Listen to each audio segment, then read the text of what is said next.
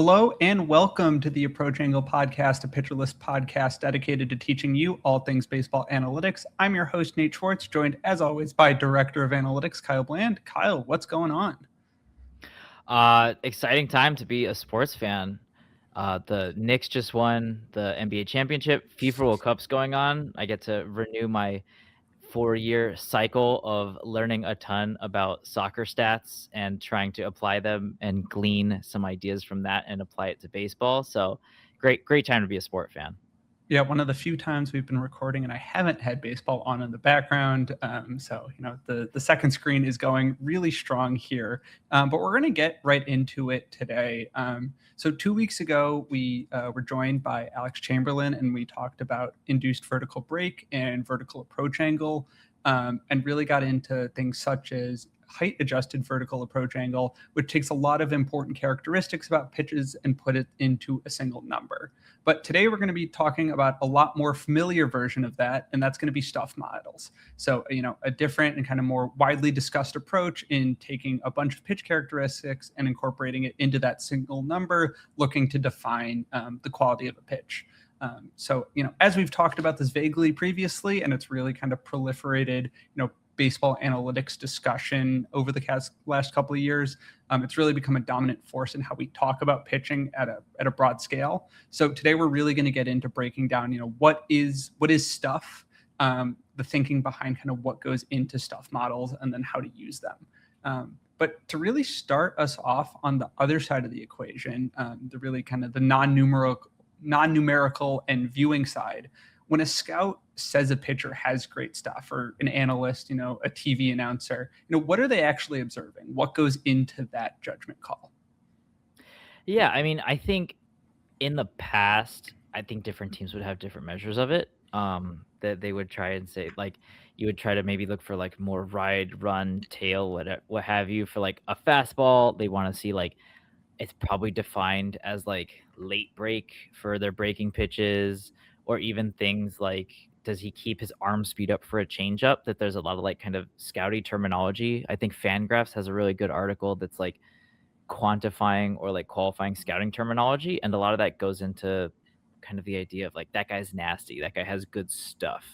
And like from a scouting standpoint, the big one is going to be the velo. You hear all the time about, oh, he brought the radar gun to the park, let's get some readings, because that's big. Basically, like, now we know, but even back for as long as baseball's been around, that velo matters for pitching. That the less time a batter has to deal with whatever the pitch is doing on the way to the plate, that the worse they're going to do. And so that's kind of the biggest one driver of like previous kind of scouting stuff. But there's also things of like understanding how much bite different pitches have. Two plane movement you'll hear a lot, and so that's like to the side, like movement to the side and drop or vert. How much cut, how much does he shift the ball? Like, all of these are different like terminologies that are backed by what we have access to now with all of the great data we get from StatCast and Baseball Savant.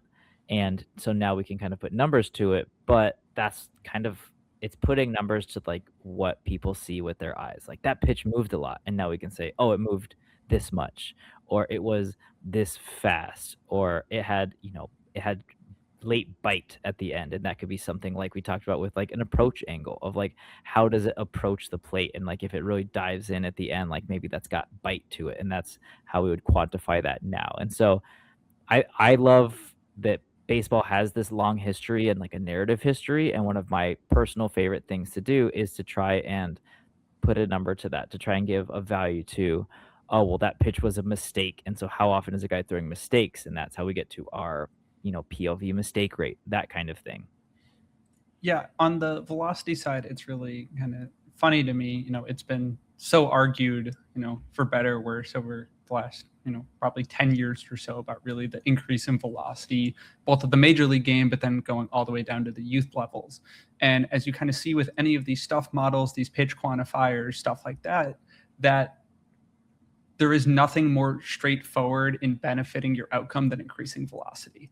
Like, yes, there are certain pitch shapes that work really well, and you can find kind of nooks and crannies within these things of, oh, a slider with this shape works really well, or this changeup, has great deception and works off of other pitches.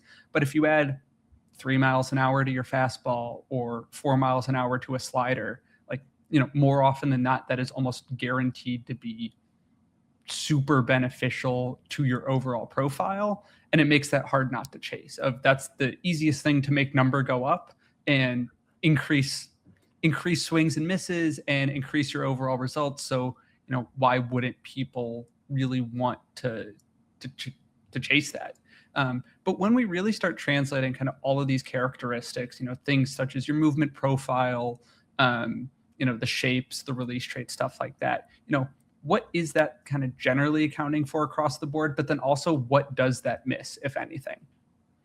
So basically, like I said, we have kind of these measurements of these traits that we're talking about. I tend to group them into calling them physical traits of the pitch. It's things how they interact with their physical environment. So it's how fast they move through the air, so get from the pitcher to home plate, where the ball is released, and that's in terms of like how far out in front the pitcher is. So that would be their extension, height, the horizontal location, movement, how fast the movement is happening, so like acceleration. So those are all like physical traits of the pitch, and the ones that we have measurements for. Well, what's important is we want to try and like, okay, holistically, how valuable are all of these things at once? Because there's not, a ton of great ways to really dial the knob and be like, oh, well, if you add a mile an hour or 2 inches to this pitch, it's going to be this. Like, you have to take them as kind of a holistic entity, or you see them as a holistic entity because that's how you're provided them. And so that's the point of kind of a stuff model, is taking all of these things, all of these different variable inputs, and outputting a single, like, this is how valuable, useful, nasty this particular combination of traits is. And the reason that we do something like a stuff model, and the reason why, they're a little bit more complex and why there's so many different ones, is because there are a lot of decisions and philosophies that go into it, because the way that these things interact can be complex and aren't necessarily linear. So we talked about movement. We talked about IVB, in a previous episode, and how more doesn't always mean better. So if you're getting more IVB on a sinker, that might actually put the pitch into like a dead zone, like an expected movement profile, versus, well, if you get less vertical break, then actually that's better. Now it's going underneath a hitter's, like, where they expect the ball to go to.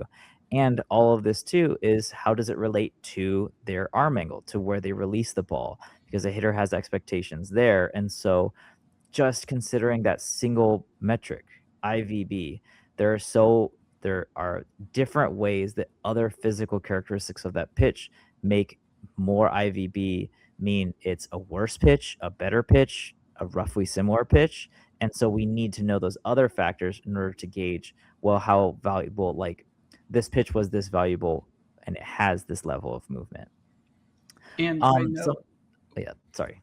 and I know that there's something to be said for, there are so many factors that go into what makes a pitch good, how a pitch moves, everything that goes into it, that trying to be kind of big tent baseball analytics here, understanding how high quality a pitch is being put into one number where 100 is league average is really helpful, because there is so many different things and different archetypes that change things, where if you're not paying to the intricacies of a certain pitch type and how everything moves relative to an arm angle, you don't necessarily have to. It can be that kind of big jumping off point.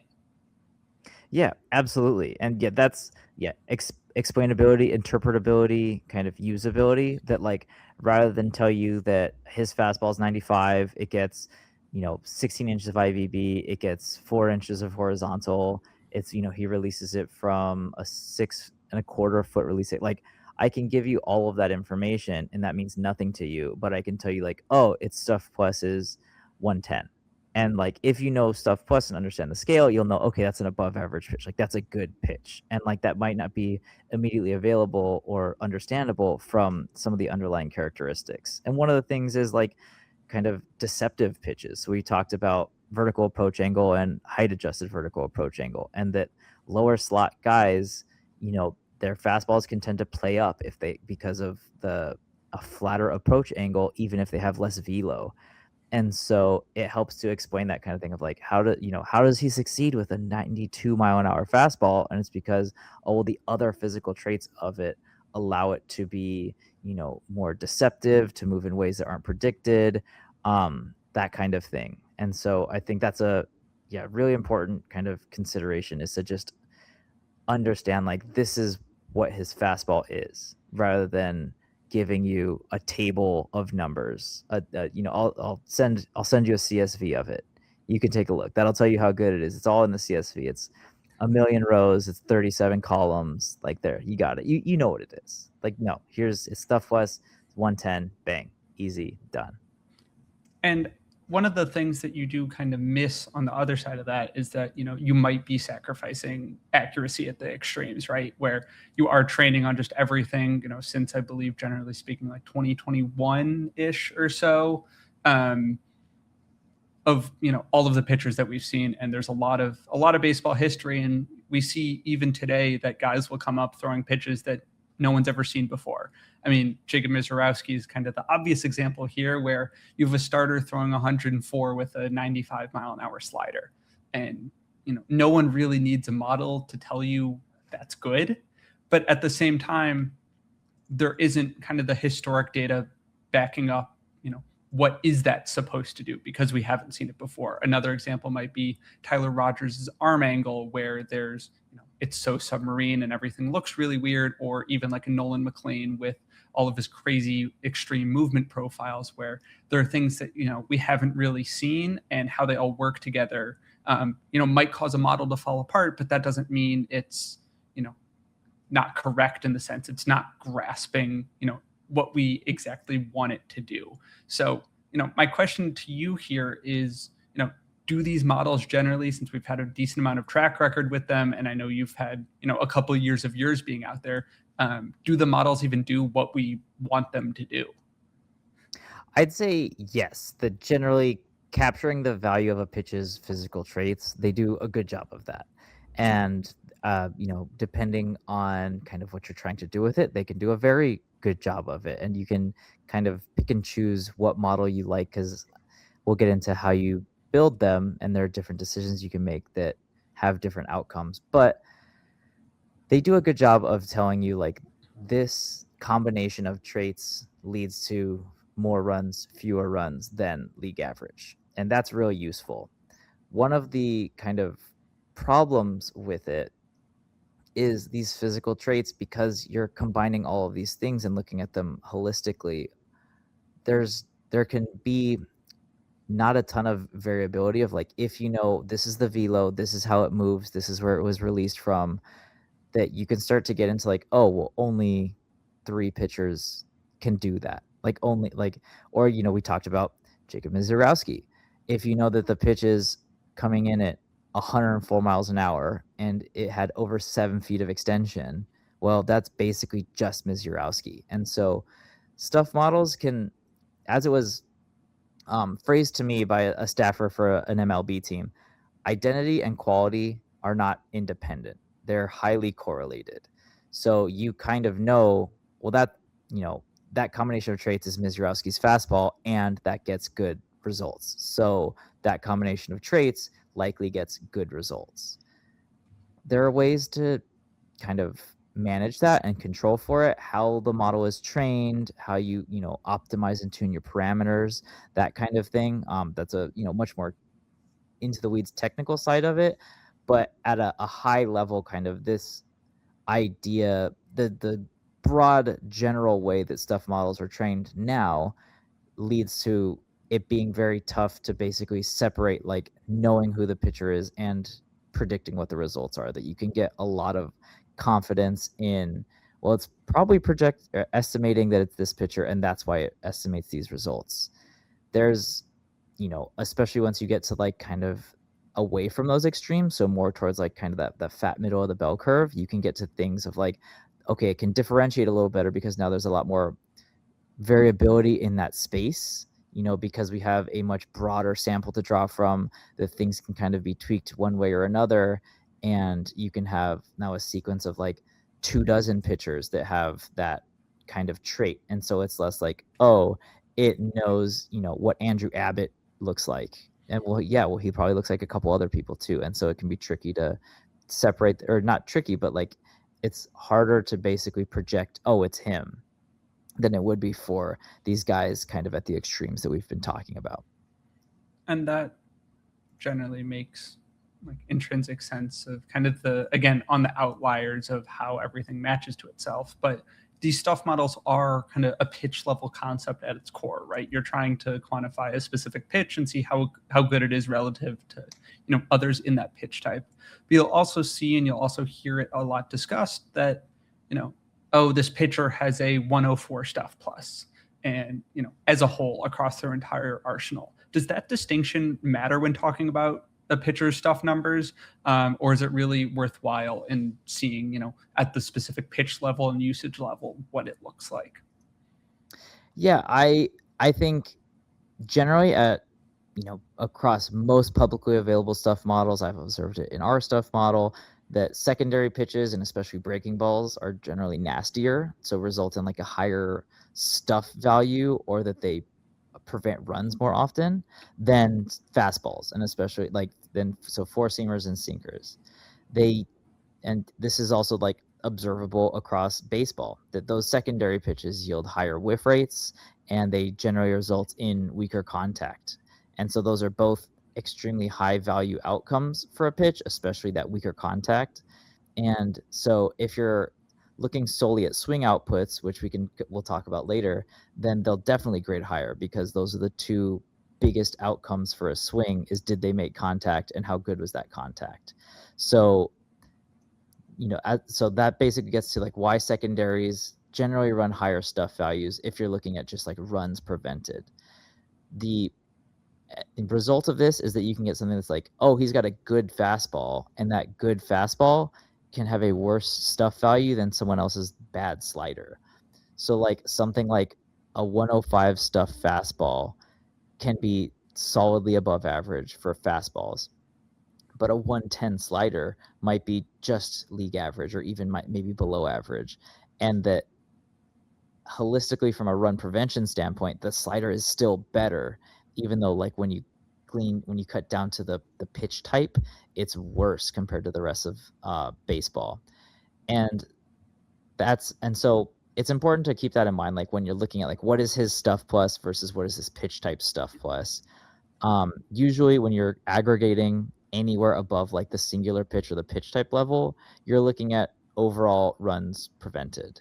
And so that'll be basically like, okay, he threw his fastball 60% of the time, his slider 30, his changeup 10, and here's what we think combined their expected run value is. And then that's what you base the stuff plus model or value off of. When you're looking down at that pitch type level, or even like a per pitch level, you can take some different tacts that I'm a fan of, kind of at a pitch type level, presenting it in two different ways, looking at like kind of an overall type agnostic stuff value. And so that would be something like basically just how many runs are they prevented relative to every single pitch thrown across baseball. And that is kind of one way of looking at it. And then another way of looking at it is in the context of the type, or even like the group, like fastball, breaking ball, off speed, or, curveball, slider, changeup, that kind of thing. And then you can see like, okay, this was an above average changeup, this was a below average curveball, this was an average fastball. And you can get an idea then of like, okay, how good are these specific pitches in terms of like what they are, and how good are they at preventing runs. And then that kind of can also give you kind of a semblance of, is this pitcher, doing an optimal mix of pitches, that kind of thing. And there are a lot of considerations too into why pitchers will use like fastballs more often, a worse stuff pitch, because control and command is valuable. And we'll talk about that probably a little bit later. But there are a lot of trade-offs to this. Stuff isn't an end-all be-all model, but it's important to understand kind of some of those distinctions. And when we're talking about especially different pitch types, that there are some differences between how they rate. And just kind of to wrap up this section, the reason that stuff is so important is that generating kind of run values and on the quality of pitch is so important is that it is kind of the most predictable, right? Where if you're looking at all of this stuff before the hitter, swings at it, puts it in play, and you leave it up to the batted ball luck that we've talked about before, it's easier to forecast what that's going to look like based on a variety of things. It's really difficult to when you get into, oh, this guy is great at mitigating hard contact, and looking into that, we've examined how difficult that can be, and it does leave kind of gaps in maybe your standard evaluations. But looking at stuff, as Kyle's kind of said, holistically in terms of preventing runs in the per pitch type level really gives you kind of that level of insight into future success. But we're going to take a quick break, and when we come back, we're going to get into how stuff models are built. And we're back. So now we're going to get into kind of the basis and background of how the stuff models are built and kind of the decision making that goes into that and generating that top line number. But Kyle, what typically kind of across the board goes into a stuff model? Is there really kind of a boilerplate set of characteristics, or really does it vary depend on who's creating the model and what the goal is? Yeah, so I would say there are core features, and so that would be things like velo, how fast the pitch is, movement, and usually that is described in terms of vert and horizontal movement, and then extension. So like how far the pitcher released the pitch relative to the pitching rubber. And so those are like, I would say those are your boilerplate. Those are going to be, or at least probably should be, in every model, every stuff model that you look at. That those are kind of the most innate ones, and they're also probably ones that are also most extensible across baseball leagues. So like not just MLB, but like if you're looking at like TrackMan data, or if you're going into it like a a dev facility with a cage, that they're likely to have at least like those values. And so I think that those are kind of the baseline stuff model features. Other ones that are really that have importance and provide a lot of like unique benefits are things like release traits. So I've talked about release height and horizontal location of release, but there's even things like now with arm angle that gives us a even better way to like understand how a pitcher is moving to pitch that ball, and that informs kind of the expected traits that a hitter is going to expect to see as that pitch is coming. And so if you defer from that, that's going to be kind of nastier. Things like approach angles. We talked about vertical approach angle and height adjusting it in a previous episode, but also horizontal approach angle. So those are basically how the pitch is approaching the plate at the plate. And so that'll be things of kind of like bite, or is it like bearing in on someone, or it's it's coming downhill, or it's feels like it's rising, that kind of thing. Spin features, the most obvious would be like spin rate. How much is it spinning? Spin direction. So like, what is the direction of the spin? But even, one of the modern sabermetric features that's gotten, I know, a lot of talk going back over a decade now, is seam shifted wake. And so we talked a little bit about that with movement, of how the seams are oriented affects movement beyond just how the spin is happening, and things like active spin rate. So are they spinning it? Is that spin that they're applying to the ball, how much is that informing the movement that we see?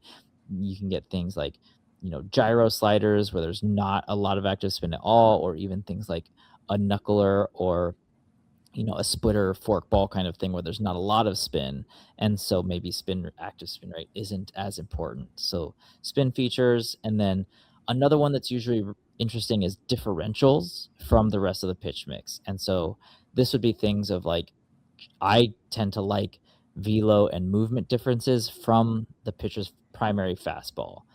So basically, like, because you hear a lot about velo bands or velo separation. So if a guy's throwing 95, and then he's got an 88-mile-an-hour slider, and then he's got an 80-mile-an-hour curveball, okay, those are three different velo bands, and that gives you an idea of, okay, well, what is a hitter if they have to sit the fastest pitch? Like, how does the time differential between them, like, that the bigger that is, the bigger that gap, the harder it is, the likelier they are to kind of miss that, and so that would be differential. And then so those are other physical characteristics that could be included. On top of that, there are also some contextual ones of how do you factor in count? Because we know that hitters change their behavior as counts change, that what they do in a 3-0 count is a lot different than a 0-2 count, is different than the first pitch of a plate appearance. And so that may make things like whiffs or weak contact more or less likely. And so there are a myriad of ways to handle count. How do you handle handedness? Do you get like lefties just get a bump because they're just better people? Just kidding. But like they're like Yes. less agreed. Yes. But they're less common. The hitters don't see them as much, so there's a value just to being left-handed. Or is it things like platoon? Like, okay, this guy's a same hand, this guy's an opposite hand, and so stuff will behave differently according to it. Or do you get really granular and just be like, all right, righty pitcher, lefty hitter is different than lefty pitcher, righty hitter, even though they're, the same kind of platoon matchup. And so those are like kind of contextual features that can go into it. And the different, everyone's got a different sauce. Everyone's got a different proprietary spice blend for all of these things. And you'll see a ton of great models out there. We have ours on our player cards, and we'll get them on the site soon. But then you have, of course, Stuff Plus, probably the most like publicly known, available on Fangraphs, along with Pitching Bot's Stuff model. Stuff Pro over at Baseball Prospectus is awesome. And then I've seen a lot of like really great work with kind of individual stuff models that like TJ Stats has TJ Stuff Plus, Pitch Profiler has Pro Stuff Plus, in addition to like there are so many other cool people that do a lot of other interesting things. And for someone like me, knowing how they're different means that I can see what those differences mean. But it is kind of like, well, if you like one, stick to it. They all generally do kind of a similar thing. But there are, a lot of fun ones, and generally a lot of these people also tell you how they get there and also solicit feedback really well. So lots of stuff models, lots of possibilities for things that go into them. But, at the end of the day, how good are those physical characteristics is the goal. And I think of kind of the variety of stuff models out there, similar to how you might see all of the projections that show up on a player's Fangraphs page, where generally kind of across the board, you're seeing very similar numbers. Like all of the ranges are kind of within reason to one another. And it's more kind of learning, here or there. Are there different systems that do slightly different things that give you a preferential treatment? Or like, I know that like on the Fangraphs player pages, I have kind of gravitated towards like the Bat X for hitter projections. And it kind of is like, oh, well, I know that they really use StatCast data a lot, and I trust that, so I'm going to use that. It's a lot of kind of, choose your flavor along kind of all of the same levels and same, variety of data. But kind of getting into how the models, attempt to capture some of this stuff. How are they, looking kind of at a grand scale at movement? Is it always just like more movement good, more separation good? In the case like of a same-handed hitter, are you trying to make sure that everything is moving, horizontally, and against an opposite-handed hitter, you're looking to move vertically, or is it, a little more nuanced than that? I mean, it depends on what model you're looking at. I'm not going to, speak for everyone and say they all do this, or even that this is the right way. But we've talked about in our IVB episode things about how velo influences how maybe impressive that movement is, that getting the same movement from a faster pitch is kind of harder or like more difficult than average to do. And so some models do control for that by using like acceleration as a proxy for movement, that, well, that pitch accelerates in this direction. And then you kind of control out that, well, how much time does the pitch have in flight to do that movement kind of thing. And that kind of makes sense generally across the board. And kind of getting into that. Sorry, I just had a thought like while you're doing that, but even so, I just put a tweet out because, we've got this new miss distance stuff. And so I was looking at actually how movement relates to swing paths. And I know we've heard a couple years ago in the playoffs, Dave Roberts subbed in a hitter based on, well, his path matches up better against, I think Josh Hader was the pitcher. And so different, steeper paths mean a given movement profile will appear different to different hitters. And so like more rise up and down is going to seem more up and down to a flat path, but for a more vertical, steeper path, it's going to be moving along the bat rather than perpendicular to it. And so that's something I think that there may be some room for controlling, for kind of like, well, what are the paths that they've faced? How does this stuff move relative to the bat path? That's going to be, off-season research. I don't, it may not actually help anything. It may be more like interesting or like explanatory at the batter side, but not as useful on the pitcher side. But these are all just kind of different ways to capture something that seems as simple as how did the pitch move. And that kind of gets into, generally speaking, how all of this plays together. Are you finding the right matchups? Are you creating everything on the pitching side that goes together, right? Where if in the scouting reports that maybe a bat path doesn't line up well with your poorly graded sinker, are you going to throw that way more to a specific batter because it's going to work? And kind of vice versa. What level is your fastball, is your slider so good that you can just kind of overthrow it and say it's good enough, it doesn't really matter who's hitting, I can get a guy out this way. But most models and most of the thoughts behind some of these stuff models seem to be kind of geared towards whiffs. And I know a lot of that is because run values on a swing and miss is higher than anything put in play. Is that kind of, in your view, the right optimization path for some of these models, or does it leave something to be desired? I think there's a lot of different ways to go about this. So I think there are kind of like two forks that you kind of have if you're like making a stuff model. And the first being, well, you can choose to use like an expected run value based model, which is basically just looking at this pitch, the end result of this pitch was this run value. And so that, the change in that run value is what the pitch did. And then you use that as your target value for the model. Or what we do, what my personal style is outcome based, where we use these to predict individual outcomes for the pitches. And by that, I mean like, okay, I think this pitch is going to be a single this amount of the time, a whiff this percent of the time, a called strike, a weakly hit ground ball, that kind of thing. And then you can assign run values after the fact. Once you have all of your outcomes, you can give them all different values, and then you combine their probabilities and values, and you get that end number, that single value. So that's kind of how do you go about predicting, like figuring out what your target is for the model. And then within it, now you're looking at, well, what are you training the model on?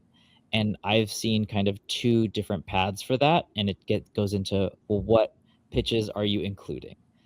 And some utilize only swings, that if we're trying to tease out location, the biggest location is the biggest influence on things like swinging and taking. That if a pitch is any more than 6 inches outside of the zone, that's going to be a take a lot of the time. It doesn't matter. The great, I don't care how fast you throw a ball for. That's kind of that idea, that the stuff does, that's not kind of representative of what a pitch can do, that it's not worth kind of predicting like the run value of it. That was bad, but it's also because of the location. We know that's bad. Like the location is massive there. And so you just look at swings. And so that'll be like, then you'll be focusing on whiff versus contact, and then contact in play, and then how good the batted ball results is. And so, like I said, so whiffs and batted ball results. And so a stuff model there can mean like, oh, he gets a lot of whiffs, or it can also mean he manages contact well. And then the other side is using all pitch outcomes. And this is, I think, tracks more with the expected run value based, because you don't have to worry about making a model to predict called strikes or balls or hit by pitches using no location, because that's really tough. But that you get kind of a better understanding of you're not throwing away data. There are some things where maybe certain pitches have a ability to be commanded better, or maybe certain pitches get called strikes at a higher rate, like certain physical shapes. I've seen talk that bigger shapes lead to fewer swings, and that's either because batters don't expect it to land in the zone if it seems like it's going out of the zone, or if they see this big looping breaker come in, they're like, oh, that's going to run away from me. I don't want to deal with that kind of thing. So there's things like that where the shape of the pitch influences, are they more or less likely to swing, or they could be easier to control. Like you think of like a splitter or a forkball, and that those can be a little bit trickier to control because there's not as much kind of spin to make kind of like a rifling effect that helps keep it consistent. It can kind of be a little more variable. You see it a lot on movement plots, that the spread of how the pitches move is a lot wider versus something like a sinker, which generally has a very compact, consistent release traits, that it's going to be expected where you expect it to be a lot, and that's probably easier to control, and so it'll probably result in fewer balls and walks. So those are kind of a few different philosophies in how you get to what your stuff model is like, what the outcome you want is, whether it's pure run values or whether you want to predict outcomes, or and then what you're using to predict that target, whether that's only swing data because you understand, or the idea being that, well, location drives takes and take value way more than kind of location drives swing value relatively, or you look at all pitches because you want to understand that, like, well, there's probably still some signal to pitches getting more called strikes than average, or allowing fewer balls than average, that kind of thing. One of the things that's really stuck with me for the last few years now is I think I've said it on this podcast before. I've definitely said it in a lot of places, but that location gets whiffs and stuff gets hit suppression. And while that seems very counterintuitive, when you think about it for a second, it kind of makes sense that you throw a perfectly executed slider down and away, more often than not, that is going to get a swing and miss because of everything else that goes into where that pitch is and physically what a hitter is capable of. And stuff is really if you throw a pitch down the middle, the pitch with the better qualities is going to be harder to square up and do damage with, which it's kind of backwards, and having really good stuff increases the ranges at which you're able to get swings and misses and get good outcomes. But it really kind of holistically changes how you view stuff in coordination with how a pitcher is performing and how they are, in a specific game at a specific pitch level, rather than just in the aggregate and just kind of not dumbing them down, but simplifying them or a pitch into one number, because it does, this is the It Depends podcast, and it depends more often than not of what pitch was thrown before them, in stuff where the location is, stuff like that. But we'll get into kind of PLV here specifically, as I know you've told me in the show notes here that it is outcome based, which we'll get into. But does that lead to, in your mind, certain biases and potentially miss out on certain pitch types or pitch shapes? I think the biggest downside of an outcome-based model is you're stacking model errors, because what you're generally doing, or at least how we do it for PLV, and how I've seen other people do outcome-based modeling, is you have kind of a suite that you're using, like, okay, here's our model to predict, are they going to swing or not? Okay, now that we know that they're swinging or have a estimate for swing, okay, here's our model to predict, will they make contact on that swing? And then, okay, now that we know they're making contact, will that go in play? And then, okay, we know it's going in play. Okay, will it be a batted ball? And so now we're talking about, once you get to like a batted ball prediction, we've stacked 4 different models together, and that's 4 different sources of bias, 4 different sources of error. And so if you aren't doing your due diligence, that can grow out of hand very quickly.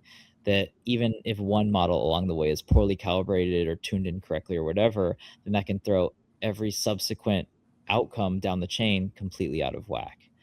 And so that's, I think, the biggest downside to using an outcome-based model. I think The upside, or the flip side being the direct run value predictions, what their downside is it's a little less interpretable. That you get the number, you get their stuff value, you get the run value, but why? How do we get to that value? You don't get as much. Is it because they're generating more whiffs? Is it because they're getting better batted ball results? Is it average because both of those are average? Or is it because whiffs are great, but they're also getting hit hard?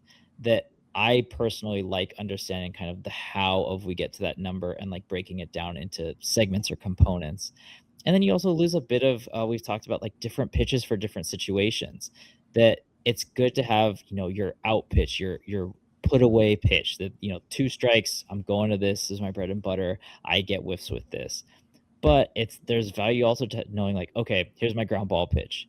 And this guy has a ground ball pitch. So maybe I expect him to be able to pitch more efficiently. He gets those double plays that end an inning more often than someone else. And that's kind of what it also too, that you can look at things like stuff and be like, okay, these two guys have similar stuff values, but this is a ground ball pitcher and this is a whiff pitcher. And you can also get like clean efficiency from that. That someone like Christopher Sanchez is going to be, I would say, more efficient with his pitches because he gets those ground balls. He gets that damage suppression that lead to outs, because you can get an out on the first pitch if it's a batted ball. If you're getting whiffs, it still takes at least 3 whiffs to get an out. Well, 3 strikes, but if you're getting all whiffs, it takes 3 of them to get an out. So being more efficient, pitching deeper into games, there may be some value to, well, if I know that his stuff has good damage suppression, that might lead to him pitching deeper into games. And so I think that there are a lot of like jumping off points that outcome based gives you kind of a sandbox to play with. Everyone wants to know this is the stuff value, and that is very important, very actionable information. But one of the benefits I find is dealing with like the smaller components of it and being like, well, from a fantasy perspective, understanding that like everyone wants the sexy strikeout rates, but if a guy is just as good at mowing down hitters and getting his outs because of ground balls, and that's going to be visible in stuff, that's a guy I'll target because he's likely to be undervalued. And I'm sure teams are doing that too, in terms of strikeouts drive ARB salaries and drive free agent salaries. And so being able to understand that like this guy will get us outs, he will run a low ERA, that is what matters to a team and to fantasy players. And so being able to get kind of like an undervalued pitcher that way is extremely important. And one of the other things in finding an undervalued pitchers in the stuff model era is that training data gets built every single year, every single day based on new trends. We saw the sweeper pop up very quickly, almost in accordance with kind of stuff models, making their way across, baseball discourse and major league front offices.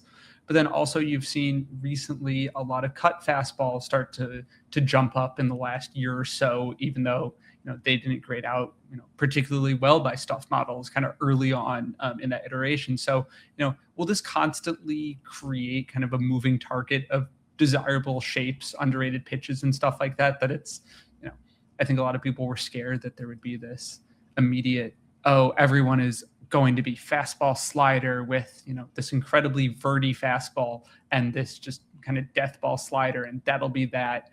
Or is it going to constantly evolve in in the next 5, 10, 20 years of pitching?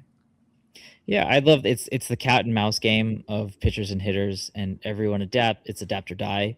And so generally a lot of MLB caliber players will adapt, but you see things like, yeah, you got that super verti four seam fastball that guys were chasing, IVB, IVB, IVB, but then hitters started seeing more of that. And so that started having less of an impact, or it started being less valuable. And so now we're kind of starting to see like the pendulum swing back of, now it's, well, you also have to have a functional sinker because that's a good damage suppression pitch, or it's even a good change of pace from a fastball. And so being able to have a good one matters a lot. You saw it with kind of the rise and now kind of slow gradual fall of sweepers, that it was the pitch type that swept the nation. But now that we're 3-4 years into like it being I mean, both a queryable pitch type on StatCast, which is cool, but also just being more prominent across baseball, that hitters are used to seeing those huge horizontal movement shapes. And so they're better at seeing them out of hand, better at knowing like, okay, here's how I manipulate my swing to get barrel of the bat to the ball.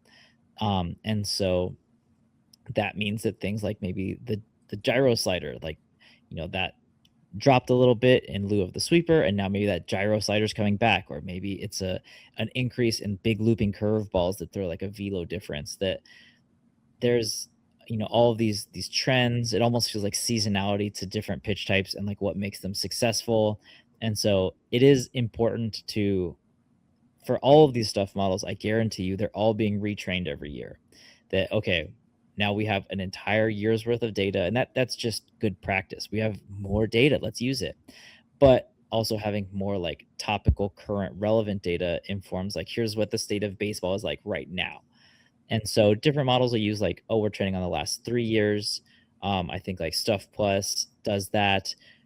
Something like Stuff Pro, they use the year of the pitch as a feature. And so you can kind of then like actually model like, oh, this shape was effective more in 2022 than it is now in 2026, that kind of thing. Different ways to handle it. But yeah, everyone's always adding new data whenever they can get to it.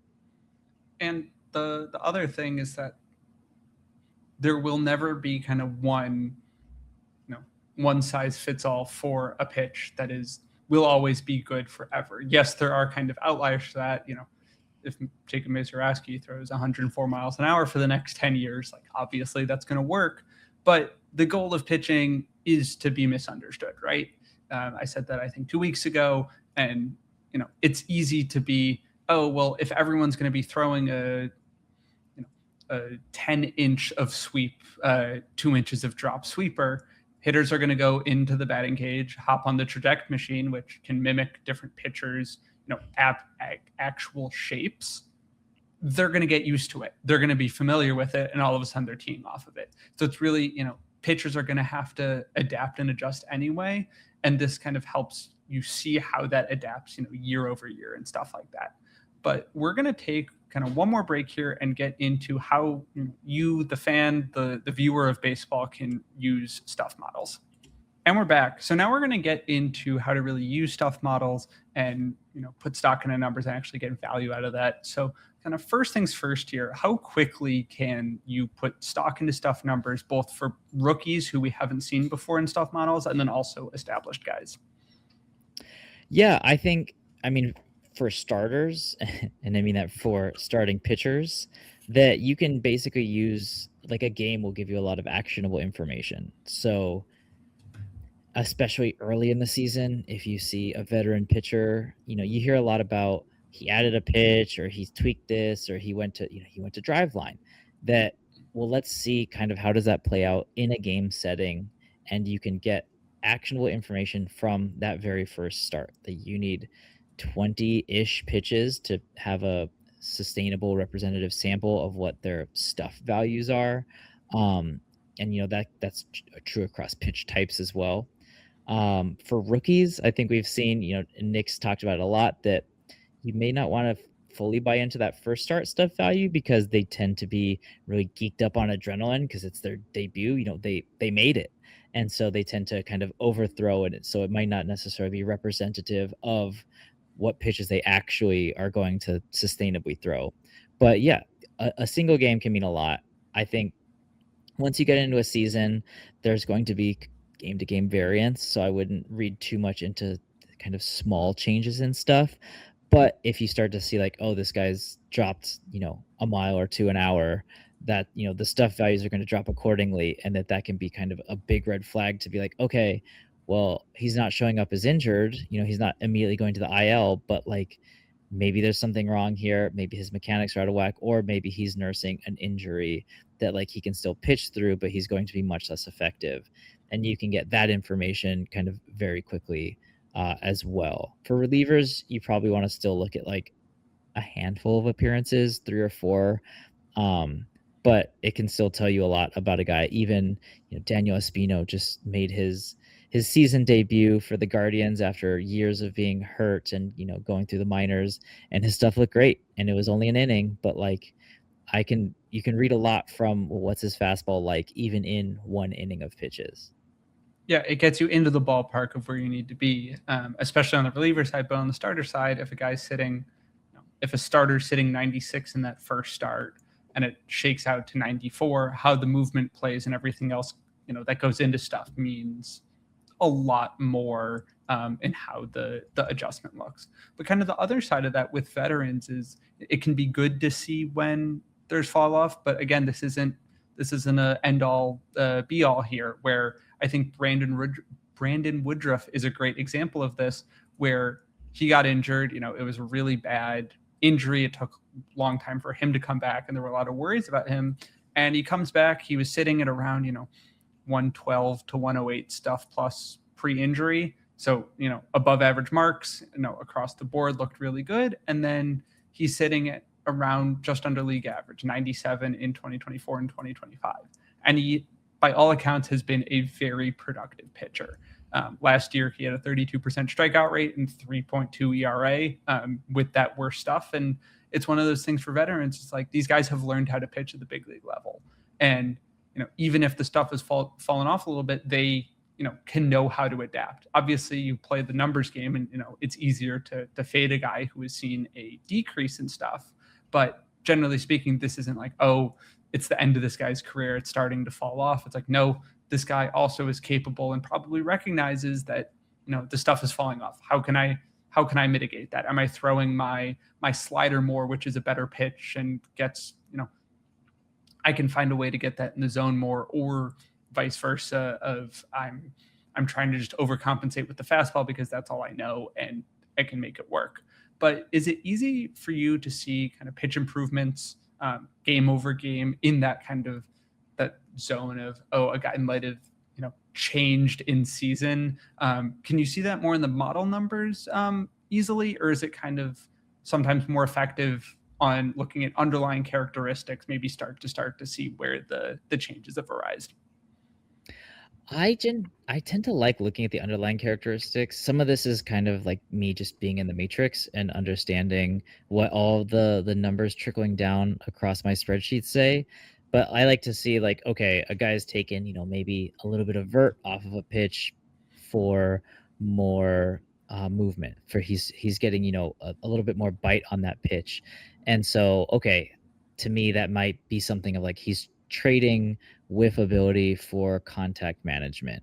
And so I find that personally interesting, even if maybe the stuff stays the same or there's a slight decrease in stuff, that there might be a cognitive change for why he's doing that, other than like, oh, okay, he's worse now. Like, no, there might be like a reason he's doing it. And you can glean that a little bit better from underlying traits than you can from the stuff value. But it's still, it's still important to understand what the stuff is. That usually they'll key you into underlying changes. So if you're not kind of as in it as I am, seeing a stuff number trend up or down will tell you like, okay, something's changing. Oh, he added a tick of velo. Oh, he added 2 inches of break. Oh, he changed his release slot a little bit. That you can kind of use stuff as a bellwether for, has something else changed just as well. Yeah, it can be a good catch-all of, oh, there is something changing. But sometimes, if you're in the deep end and you're looking at like the baseball savant player breakdowns and you see that either velocity's up or the kind of the changes for your pitch movement look vastly different, that can be a really good tell that something has changed. I think kind of a big one for me, and just kind of a brief example that is still in my head, was a couple of weeks ago. Michael McGreevy whipped out multiple, like I think 8+ strikeout games, and you go into the logs, and his changeup and his sinker were getting like 2 to 3 inches more of both ride or run and drop. So they were moving more away from left-handed hitters, and teams were loading up left-handed bats against him. And these pitches were just outside of what everyone was expecting, and that was leading to more whiffs and just kind of a really exciting, like this might stick. This is a change. it didn't end up sticking, but it was driving kind of the results and surface level changes that you were seeing in the box scores and watching the game. But kind of across the board, do you notice the breakout kind of via these characteristics before the ERA and strikeout rate show up, or is that kind of similarly intertwined at the same time? Oh, I absolutely notice breakouts with stuff way sooner than ERA and even a little bit sooner than strikeout rate. We've talked before with the ERA estimator episode that it's extremely noisy. There are so many things outside of the pitcher's control that show up in ERA. And so, some of those will be consistent. What their home park is going to be the same. Who the defense is behind them is generally going to be similar. But things like who the opposing lineup is, if they're on the road, what that park looks like, those are going to be very sources of variance and that are out of the pitcher's control. And so, I can't get actionable information about the pitcher from that versus stuff does not care for any of that. It doesn't even really matter what the hitter does. That it's just looking at what that pitch is. And so you get a lot more information a lot sooner and without all of the noise of something like ERA. And even like strikeout rate is definitely better than ERA, but there's still a lot that goes into it of like sequencing that you need to be getting to 3 strikes in a plate appearance. So you need to get 1, 2, 3 of them. So different sequencing can affect how you get there.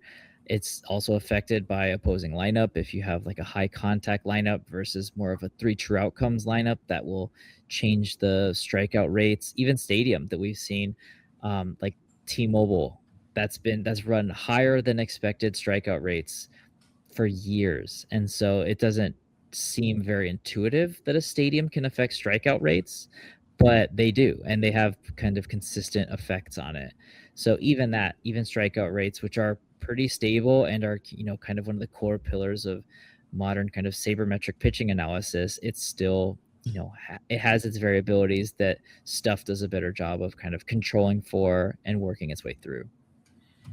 And that across the board is kind of understandable of the aggregated stats are going to take longer to appear, whereas the different changes and underlying might show quicker. But my last question here today is, if you're purely going off of a Stuff Plus model for your analysis, your evaluation, if you're using it for fantasy or anything, what does that miss? What are you leaving to be desired that either is in another stat that we might cover in some time in the near future, or generally does, functionally miss across the board? Yeah, I mean, I'll hammer this. We've hammered it before that like location is a much larger driver of value than stuff. Like a well-located poor stuff pitch will always do better. Not always, but will consistently do better than a high stuff but poorly located one. We talked about before of like if you're putting 104 miles an hour 6 inches out of the zone, that's a terrible pitch. If you got 20 inches of break on your sweeper and it's, not competitive, that's a terrible pitch. Versus if you're dotting the corners with an 89 mile an hour sinker, that's still an effective pitch. I think the importance of stuff is it's very powerful in a short amount of time, and it tells you a lot about who the player is, but that doesn't mean that stats that take longer to stabilize aren't important. That if a guy can show he can consistently locate and command, that's very valuable. And so like I'm open to doing that I'm not going to just say like, oh, he's got bad stuff, he's a bad pitcher. That's not true at all. And I don't think there's not a pitcher who's like his stuff is so good that it doesn't matter that he's got sloppy control. Like, no, you still need to be able to throw strikes. And if you're suspect with that, you're going to end up a reliever really quickly. And if you have suspect reliever control, you're going to end up out of the league because you just can't afford to be consistently putting guys on base, regardless of what your role is. It doesn't matter how many guys you strike out. You need to keep guys off the base paths because you can string together outcomes and that leads to runs, and that's a lot that's the most damaging thing. Kind of the thing that stuck with me in that regard, I forgot kind of who said it, but everyone's a big leaguer for a reason. They have something that has gotten them to the big leagues through, probably 6 to 7 levels of professional baseball or collegiate or international baseball. Maybe with all of the things that are changing in baseball, maybe that number of levels you have to get through becomes less, which is a conversation for another day. But all of these things have done certain things, have certain skills to get them to the highest level of baseball. And even if that isn't showing up here, that does mean that they will find ways and have found ways to be successful baseball players. But that's really going to do it for this episode on Stuff. Kyle, where can listeners find you? Yeah, so I'm at Blendalytics on all of our social accounts. I'm, putting our work out at Pitcher List, doing a lot of research right now. I talked before about like bat path adjusting movement, and we put some fun vids out about that. Doing some other stuff behind the scenes as far as interactions with hitters and pitchers, working with some of our hitter process data to give you a better idea of what their innate talent is. Kind of maybe you could think of it as a loose kind of stuff model for hitters, that kind of thing. So just a bunch of different things all going at the same time, but that's what makes the job fun. And you can find him at Blendalytics on all socials. You can find me. Did take 2 weeks off of writing, but we're back in the upcoming week. Real life unfortunately gets in the way of all of the fun baseball stuff I get to do. But you can find me at _Nate Schwartz. And that'll do it for this episode of The Approach Angle. We will see you on the next one.